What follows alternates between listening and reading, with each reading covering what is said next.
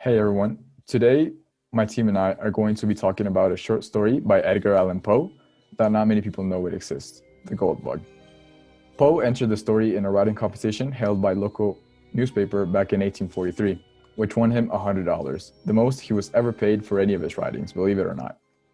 The story revolves around three main characters: Mr. William Legrand, Jupiter, and a narrator that is never mentioned by name. Mr. Legrand had once been part of a wealthy family, but a series of misfortunes drove him to not have any of the wealth he and his family once had. He then was forced to live on Sullivan's Island with his servant and former slave, Jupiter. One day, our main character goes up to the island to visit his old friend, whom he had not visited for several weeks and is greeted by no one since neither Legrand nor Jupiter are there, so he just lets himself in and waits for them. They eventually arrive after dark and greet him with enthusiasm, mainly by Legrand. The reason of his enthusiasm was the discovery of an unknown Scarabaeus, a golden one. I wanted to hear his friend's opinion. Unfortunately, Legrand had lent it to Lieutenant G, and they had to wait until Jupiter went to get it the next day. But Legrand was too excited to wait and decided to draw his friend a sketch of the new golden bug. He grabbed a pen and ink, but didn't have any paper. He started looking everywhere for something where he could draw the bug. Legrand eventually found a scrap of what looked like a dirty foolscap and started to draw the bug. When he was done, he handed it over to his friend, who was trying to keep warm by sitting next to the fire. But when he passed it over, Legrand's dog jumped on his shoulders to greet him. When he was done playing with the dog, he looked at the drawing and saw that there was a peculiar figure in his hands. He noticed that the drawing was that of a skull and not of a bug. When he confronted Legrand about this, he grew very offended because he considered himself a great artist and insisted that the drawing was that of a bug. And eventually, he took the drawing back. He was about to throw it into the fire when he started to look more and more at it. He had suddenly become very interested in the drawing for some strange reason that the narrator could not understand. Knowing that he was intruding and possibly upsetting his host, he decided to leave. About a month later, Jupiter arrived at the door of our narrator's house and urged him to go and visit Legrand, since he was supposedly very ill. Jupiter claimed that the bug had bitten Legrand and that he was sick because of that. Jupiter then decided to give a letter to our narrator from Legrand, where he almost forces him to come to his house, hinting at what might be the reason of his illness. Legrand says that it is of the highest importance that our narrator goes to his house that same night. Beyond what Jupiter had told him, your narrator explains that there was a warring uh, in his old friend letter. It created different doubts. In him, it is heard that without hesitation, he sets out to see it. Upon arriving at the pier and boarding his transport, he noticed a couple of tools that made him worry and have even more doubts about his friend's condition. And around 3 p.m., they arrived at their destination and found that their friend's condition was not at all optimal. The only thing that occurred to him was to ask if he had picked up his bed the next day, as he had told him the last time they met. So his old friend began to tell him why the little world returns his fortune and real estate, his family possessions. Of course, our storyteller, in his attempt to help without bothering his friends, offers his medical help, and Legrand tells him that is he is wrong to call him because he is living on a trip to the mountains, and that he needs someone he trusts to accompany him. That is the why he can help. Your narrator decides to accompany him with only on the condition that he returns before the sun rises the next day. This is how they started the journey. Walk for a walk of about 2 hours when arrived in a rather sad region, almost inaccessible with the many trees. In the course of the journey, discovered why they brought the tools with themselves. They continued foot until they found a tulip tree. Legrand approached Jupiter to ask him if he was capable enough to climb it, cook the rifle, analyze it, and concluded that he could. Legrand asked him to climb as high as he could, only for the unfortunate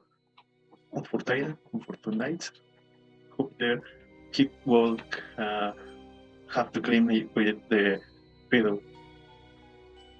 Up to this point, nothing unusual had happened, but when Jupiter was on the rotten branch, he found a young man's skull firmly nailed down, so Legrand, without much surprise, as if he expected it to be there, ordered Jupiter to pull the gold book through the left eye of the skull. Legrand's instructions were clean, and after Jupiter doubted which was left and which was right, he inserted the book into the hole where the eye of the skull used to be, and dropped it to the ground where Legrand was waiting and cleaned the grass to notice where the exact place where the book will fall.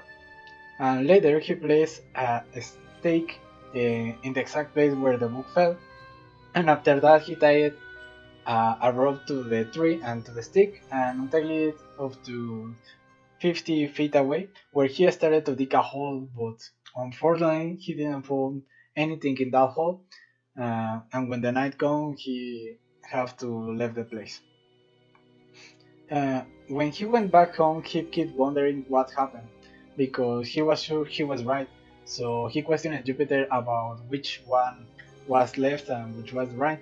And when Jupiter pointed to his left eye, he noticed that it was wrong. He confused the left with the right. So, since the stick was one of the main points of the rope, the error spread up to 50 feet away, and the correct place ended up being several meters away of the point where they initially dig for the treasure. When they adjust the position of the stick, they quickly find the correct place and quickly found the treasure that was buried in the hole, along with several human corpses. For now, we don't care about skeletons, so let's talk about treasures. Because the chest found it wasn't just a treasure, it was the treasure. Inside of the chest, there were a lot of valuable things.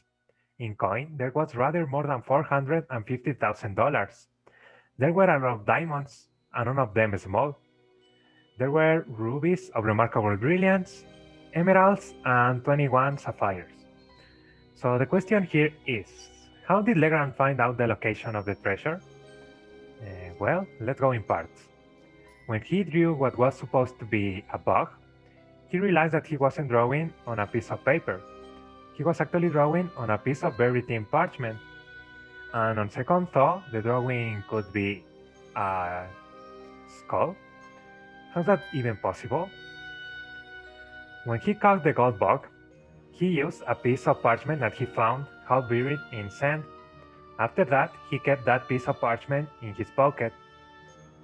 And next, when Mr. Legrand's friend was seeing the paper, he approached the chimney. What's the connection between those two events? Legrand knew that it was possible to write on paper so that the characters shall become visible only when subjected to the action of fire. So there must be a hidden message. After realizing that, he kindled a fire and started applying a glowing heat to all the portions of the parchment. Suddenly, a skull appeared on the top left corner, and on the opposite corner, what was supposed to be a goat started appearing too. In a closer view, he realized that it was a tiny goat, also known as a kid. So this could be a signature related to the legendary Captain Kidd and his still buried treasure. Well, when he realized that, he rinsed the parchment by pouring warm water over and placed it on a tin pan in order to be heated. In this way, the following characters appear in a red tint. They know that at first it looked difficult to resolve just with a hasty inspection of the characters. Then they realized that he was not capable of constructing any of the most abstract cryptographs. One of the most important facts related with the language of the super. So as the point of the word kid is appreciable in no other language than the English, it would be easy to find this consideration about where to start, knowing that Legrand should have begun his attempt with the Spanish and French, as the tongues in which a secret of this kind would most naturally have been written by a pirate of the Spanish main. As it was, Legrand assumed that cryptographs to be English. In the original text, there are no divisions between the words, so that complicates more. There being no divisions, the first step was to ascertain the predominant letters as well as the least frequent. The English letter most frequently occurs is E, so that's why the brain associated the letter A with this letter. Then, of all words in the language, the is the most natural and usual. Phrases like let us see, therefore, whether, there are no repetition of any three characters in the same order of collocation, the last of them being A. Then, we can assume that the semicolon represents T, that 4 represent H, and the A represent E. With the first clue recollected, they started making combinations with the words they already know. For that reason, we find this list where some expressions are arranged in order to see the pattern they follow to discover the meaning. Taking example of the first line, there is no sense about it. That's why the brain discards the TH as forming a portion of the word commencing with the first T. By experimenting of the entire alphabet, the brain arrived at the word tree as the sole possible rating. With this information, he gained another letter, R, represented by parentheses, which the word the tree, just like the line tree. Now, if we look at the line number 4 and try to replace the natural letters, the sentence in the number 5 is get. Analyzing the sentence number 5, what might fit in the blank space is the word through. Taking in notice this, he also discovered 3 new letters, O, U, J, represented by plus, mark, question, and tree. If we analyze the next sentence, there is a relation between 23, parenthesis 00, are, agree, which plainly is the conclusion of the word's degree. So, and give us another letter D represented by that side. Now, translating the noun characters and representing the unknown by dots, as before we read the sentence, number 7, which is immediately suggestive of the word 13. That gives us new characters, I and N, represented by 6 and that symbol. At the end of the list, we can find that combination, translating, as before, we obtain that good, which assured us that the first letter is A, and that the first 2 words are a good. During all this word obtained, we can find the first relation that is given in this slide, that is just in the top. There was no sense into the whole sentence, so he decided to divide the sentence into the natural divisions intended by the cryptographies, basically punctuated. At last, the brain could obtain the last sentence show, that is, a good classes is the Obispos house in the Devil's Ear, 41 degrees and 13 minutes, northeast and by north, main branch 7th olive here side, shoot from the line A of the dead's head, a thin line from the street through, the shot 50 feet out. Even though Legrand had cracked the code, it still didn't make sense for him, and after one failed research along the island, he figured that maybe Bishop's Hostel might refer to an old family, the Bishop family. So he decided to go to Bishop's house. In that place, an old woman told Legrand that she could take him to a place called Bishop's Castle, so he accepted. This place was nothing but an irregular assemblage of cliffs and rocks. A quick inspection to the place took Legrand to find the Devil's Chair, which was a rock with the shape of a chair. Standing there, he knew that good glass was referring to a telescope, and 41 degrees and 13 minutes were just directions for the leveling of the glass. So, without any doubt, he hurried to home to get the telescope and returned to the rock. There was a unique way of sitting in the chair.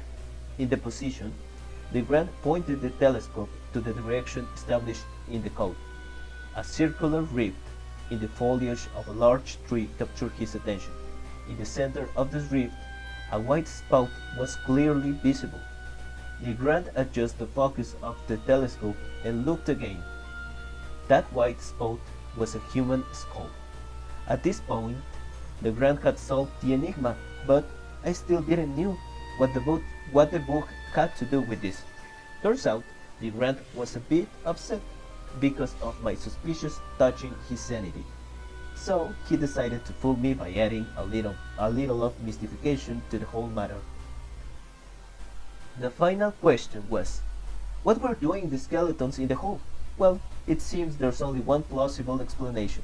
Whoever had buried the treasure, Kid, without almost any doubt, must have companion in the labor. So he thought that the best way of keeping his secret was to remove all the participants. And that's the end of the story.